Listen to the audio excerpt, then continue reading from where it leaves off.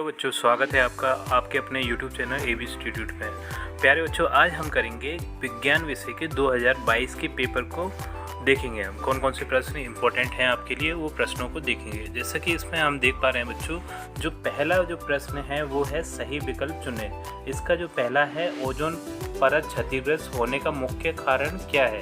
तो ओजोन परत बच्चों जो क्षतिग्रस्त होती है, धीरे धीरे करके वो खत्म होती है, वो होती है क्लोरोफ्लोरोकार्बन द्वारा। ये इसका दावा वाला सही है बच्चों। इसका जो दूसरा वाला है वो है वायरस से होने वाला रोग है, वो है इसका बा वाला कोरोना वायरस से फैलता है।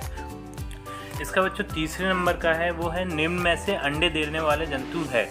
तो अंडे बच्चों छिपकली देती है, ना तो मनुष्य देता है, ना कुत्ता देता, ना ही घोड़ा देता है। इसका जो चौथा वाला है वो है खरपतवार हटाने की क्रिया कहलाती है। तो बच्चों खरपतवार हटाने की क्रिया कहलाती है निराई। जो फसल के साथ साथ अन्य अनावश्यक पौधे उगाते हैं उन्हें हम खरपतवार बोलते हैं, और उन्हें हटाने की क्रिया कहलाती है बच्चों निराई। इसका बच्चों जो पांचवा वाला है वो है कहाँ ध्वनि का संचरण नहीं होता, यानी किस जगह पर ध्वनि एक जगह से दूसरी जगह तक नहीं जाएगी। तो सिर्फ ये निर्वात में ध्वनि संचरण नहीं होता, बाकी 3 जगह पर ध्वनि संचरण होता है। ठोस में भी होता है, द्रव में भी होता है, गैस में भी होता है। बच्चों इस प्रश्न पत्र का जो प्रश्न क्रमांक 2 है वो है दिए गए शब्दों में से छांटकर रिक्त स्थानों की पूर्ति कीजिए। तो जैसा कि हम यहाँ देख पा रहे हैं बच्चों, हमें कुछ शब्द दिए हैं, उनमें से छांटकर हमें रिक्त स्थानों की पूर्ति करना है। जो पहला हमारा रिक्त स्थान है बच्चों वो है स्थान पर एक ही प्रकार की बड़ी मात्रा में उगाए पौधों को डैश कहते हैं। तो यहाँ डैश पर आएगा बच्चों फसल, उसे हम कहते हैं फसल। जब एक ही प्रकार के पौधे एक ही स्थान पर लगाए जाते हैं बहुत सारे, तो उसे हम कहते हैं फसल। जो दूसरा वाला है हमारा बच्चों, फसल उगाने से पहले हम मिट्टी को डैश होती है, तो हम मिट्टी को डैश की जगह पे आएगा, हम मिट्टी को तैयार करते हैं। फसल उगाने से पहले हम मिट्टी को तैयार करते हैं। जो तीसरा है क्षतिग्रस्त बीज जल की सतह पर डैश लगेंगे। तो जो बेकार बीज होते हैं, जब हम उन्हें पानी में मिलाते हैं बच्चों, तो वो पानी की सतह पर तैरने लगते हैं। तो इस जगह पर आएगा बच्चों तैरने, तो ये तैरने वाला आ जाएगा।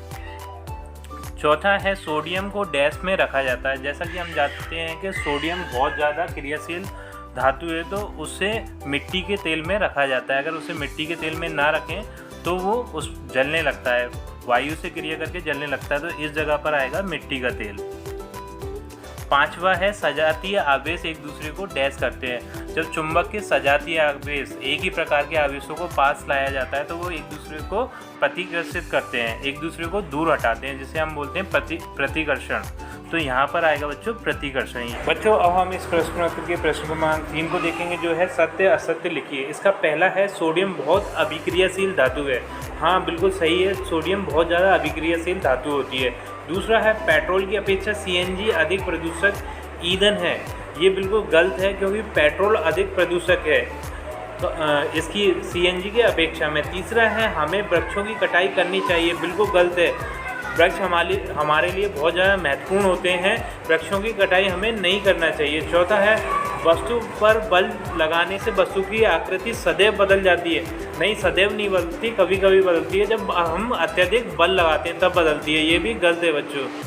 आपका पांचवा है प्रकाश सभी पृष्ठों से परावर्तित होता है। ये भी गलत है, सभी पृष्ठों से परावर्तित नहीं होता, कुछ पृष्ठों से अपवर्तित भी होता है। इस प्रकार से आपका प्रश्न क्रमांक 3 पूर्ण होता है बच्चों। प्रश्न क्रमांक 4 है हमारा बच्चों सही जोड़ी बनाइए। इसमें जो पहला है पॉलिस्टर को हम मिला देंगे बच्चों, कपड़े में आसानी से दाग नहीं लगता इससे। दूसरा है नायलॉन को हम मिलाएंगे पैरासूट बनाने में, नायलॉन का हम यूज़ करते हैं पैरासूट बनाने में। तीसरा है हाइड्रा को हम मिला देंगे बच्चों मुकुलन से, हाइड्रा में मुकुलन की क्रिया पाई जाती है। चौथा है अमीबा को हम मिला देंगे द्विखंडन से। पांचवा है हमारा संचरण का हम मिला देंगे माध्यम से। ठीक है बच्चों, इस प्रकार से आपकी ये सही जोड़ियाँ कंप्लीट होती हैं। बच्चों अब हम इस प्रश्न पत्र के प्रश्नों को देखेंगे, जो कि बहुत ज़्यादा इम्पोर्टेंट है। जैसा कि आप देख रहे हैं अपनी स्क्रीन पर कि प्रश्न क्रमांक 5 किसी परमाणु के नाभिक में पाए जाने वाले कणों के नाम लिखिए। तो ये बहुत ज़्यादा इम्पोर्टेंट प्रश्न है। परमाणु के नाभिक में 3 कण पाए जाते हैं, प्रोटॉन, न्यूट्रॉन और इलेक्ट्रॉन। ये तीनों कण पाए जाते हैं। इसी के अथवा में जो प्रश्न है, नील्स बोर ने इलेक्ट्रॉनिक विन्यास दर्शाने के लिए किस सूत्र का प्रयोग किया? तो ये आप देख लीजिएगा, बहुत ज़्यादा इंपॉर्टेंट प्रश्न है, आपकी परीक्षा में आएगा ही। अब देखते हैं हम प्रश्न क्रमांक 6 को। क्या कारण है कि गंगा नदी का पानी वर्षों तक सड़ता नहीं है? आपने देखा होगा कि जो गंगा नदी का पानी है वो सड़ता नहीं है। क्यों नहीं सड़ता? आपका इस प्रश्न का उत्तर देख लीजिएगा। पल्स पोलियो अभियान क्या है? अभी अभी पल्स पोलियो अभियान आया था। ये पोलियो हटाने के लिए जो ड्रॉप पिलाई जाती है बच्चों को, उसके ऊपर है। प्रश्न क्रमांक 7 है बच्चों, हमें जैव विविधता का संरक्षण क्यों करना चाहिए? ये भी बहुत ज़्यादा इंपॉर्टेंट प्रश्न है। इसी के अथवा में रेड डाटा पुस्तक क्या है? इसे भी आप देख लीजिएगा, बहुत ज़्यादा इंपॉर्टेंट प्रश्न है। प्रश्न क्रमांक 8 है बच्चों, प्रभात से आप क्या समझते हैं? और इसी के अथवा में है खरपतवार क्या है, हम उनका नियंत्रण कैसे कर सकते हैं? तो बच्चों ये हमने देखा है कि जो फसलें होती हैं उनके साथ में अन्य पौधे उगाते हैं, उसे हम खरपतवार बोलते हैं। उसी को हटाने की क्रिया को हम उसे नियंत्रण करना कहते हैं। कैसे करते हैं ये आप देख लीजिएगा। प्रश्न क्रमांक 9 है, निषेचन किसे कहते हैं? ये कितने प्रकार का होता है? ये भी बहुत ज़्यादा इंपॉर्टेंट प्रश्न है।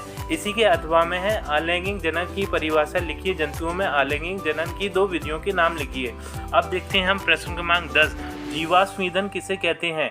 2 जीवाश्म ईंधनों के नाम लिखिए।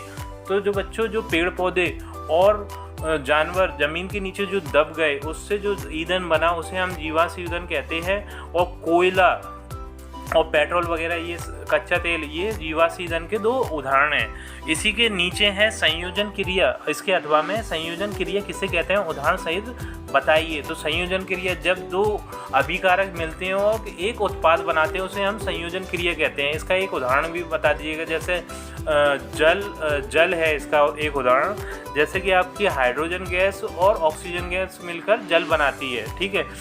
प्रश्न क्रमांक 11, ये बहुत ज़्यादा इंपॉर्टेंट प्रश्न है बच्चों। ग्रीन हाउस प्रभाव क्या है? लिखिए। इसे आपको बताना है, समझाना है बच्चों। अगला है, जंतु कोशिका का नामांकित चित्र बनाइए। तो इसे आप बनाकर देख लीजिएगा, जरूर आ सकता है आपके प्रश्न पत्र में। प्रश्न क्रमांक 12 है बच्चों, पादप कोशिका का नामांकित चित्र बनाइए। पादप कोशिका का नामांकित चित्र देख लीजिएगा बनाकर, क्योंकि ये आपके प्रश्न पत्र में आ सकता है। इसके अथवा में हीरा एवं ग्रेफाइट के गुणों की तुलना कीजिए। ये भी बहुत ज़्यादा इंपॉर्टेंट क्वेश्चन है। अगला है प्रश्न क्रमांक 13, खरपतवार नियंत्रण क्यों आवश्यक है? क्यों करना चाहिए? क्योंकि वो फसल हमारी खराब कर देते हैं खरपतवार, इसलिए हमें उनका नियंत्रण करना चाहिए। इसके अथवा में प्रकाश संश्लेषण की परिभाषा एवं समीकरण लिखिए। जो पेड़ पौधे अपना भोजन बनाते हैं बच्चों, उस क्रिया को हम प्रकाश संश्लेषण कहते हैं। उसकी क्रिया वगैरह, ये समीकरण वगैरह आप देख लीजिएगा। अगला है प्रश्न क्रमांक 14, ये है अम्ल वर्षा किसे कहते हैं? ठीक है बच्चों, ये भी बहुत ज़्यादा इंपॉर्टेंट प्रश्न है, आपके परीक्षा में आ सकता है। इसके अथवा में सिंचाई क्या है, इसकी आवश्यकता क्यों होती है?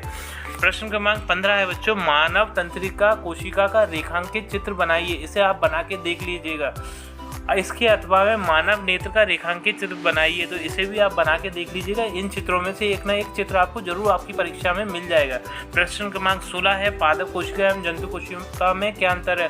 वेरी इंपॉर्टेंट क्वेश्चन है बच्चों, इसमें ये आ सकता है आपकी परीक्षा में। इसके अथवा में है, संचारण से आप क्या समझते हैं? संचारण की रोकथाम के उपाय लिखिए। ये बहुत ज़्यादा इंपॉर्टेंट क्वेश्चन है।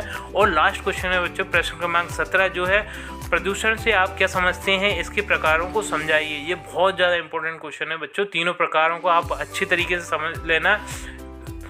जो आपका जल प्रदूषण है, थल प्रदूषण है और वायु प्रदूषण है, और एक ध्वनि प्रदूषण भी है। इन चारों प्रकारों को आप बहुत अच्छी तरीके से देख लीजिएगा। इनमें से एक ना क्वेश्चन आपको मिल जाएगा बच्चों। अगला है बच्चों, धातु एवं अधातु में अंतर लिखिए। तो ये भी आप देख लीजिएगा, बहुत ज़्यादा इंपॉर्टेंट क्वेश्चन है बच्चों। ये इन क्वेश्चनों में से आपको 70 से 80% आपका प्रश्न पत्र फंस जाएगा, आपका इसी में से आएगा। बिल्कुल इन्हें अच्छे तरीके से कर लीजिएगा। ठीक है बच्चों, आपसे मिलते हैं अपनी अगली वीडियो में।